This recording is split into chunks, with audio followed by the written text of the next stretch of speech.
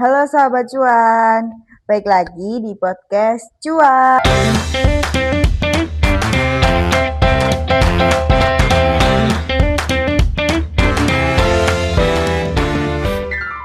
Cerita usaha anak negeri, tempat kita ngobrol santai, tapi pulang-pulang bawa ilmu loh.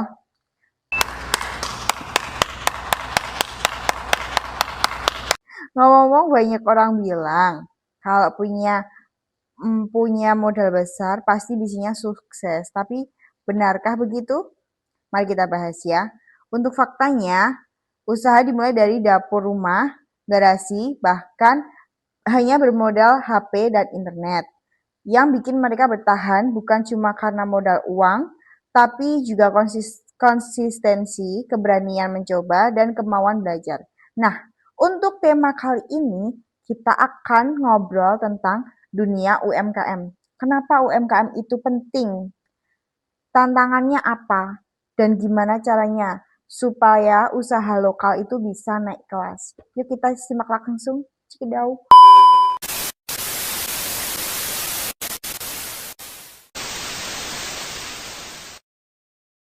Nah, jadi teman-teman, apa itu UMKM? Ya, sebelum jauh mengobrol, mungkin masih ada yang bertanya, sebenarnya UMKM itu apa sih?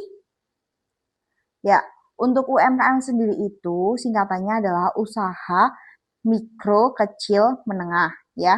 Walaupun terdengar sederhana, sektor ini punya peran yang luar biasa besar dalam perekonomian Indonesia, ya teman-teman.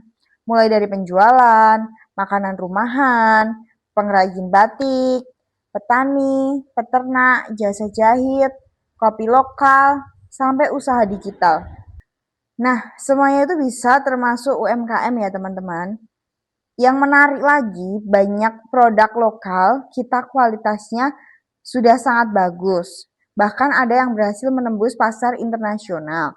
Artinya, produk Indonesia sebenarnya punya potensi besar ya, yang bagus bahkan berhasil menembus pengelolaan dengan usaha yang baik ya teman-teman. Nah, ngomongin usaha, pastinya nggak selalu mulus ya teman-teman ya. Masih banyak UMKM yang produknya bagus, tapi belum banyak orang yang kenal itu sama promosinya karena masih terbatas ya. Tantangan kedua adalah pengelola keuangan ya. Kadang usaha dan uang pribadi masih dicampur.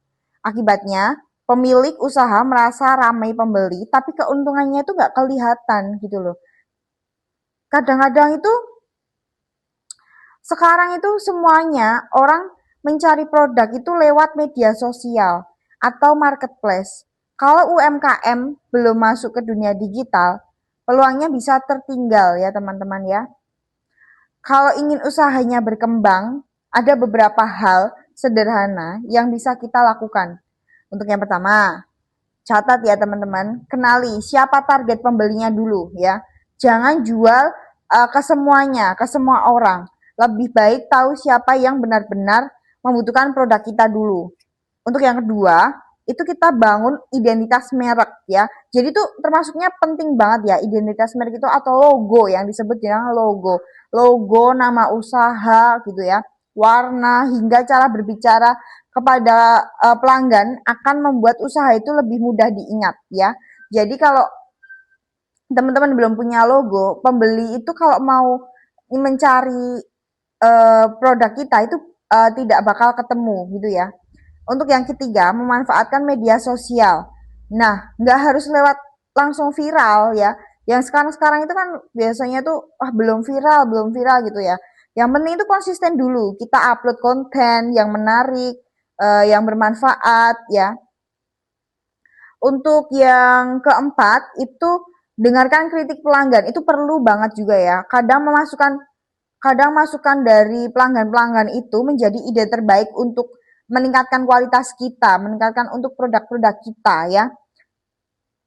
Sekarang itu banyak banget pelatihan belajar gratis ya. Untuk poin terakhir ya, poin terakhir itu kita pakai jangan berhenti belajar ya. Aku punya slogannya itu ya.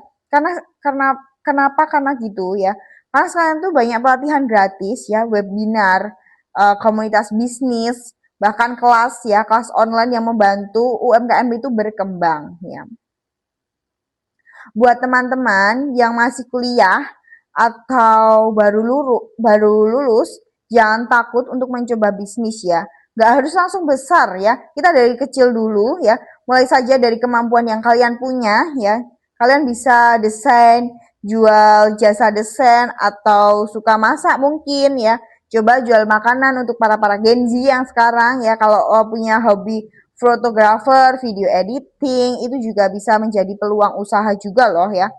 Yang penting kita mulai dulu karena pengalaman adalah guru terbaik dalam berbisnis gitu ya.